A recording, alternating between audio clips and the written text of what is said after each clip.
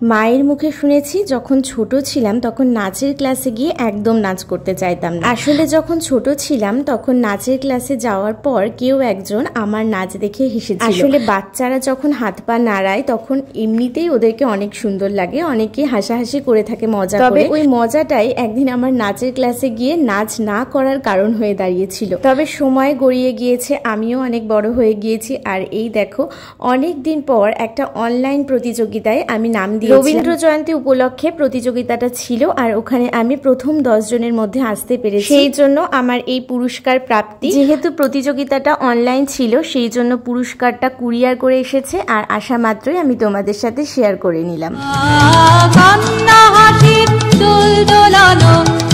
ফাগুনের পালা তারি মধ্যে চিরজীবন বইব গানের দ্বারা।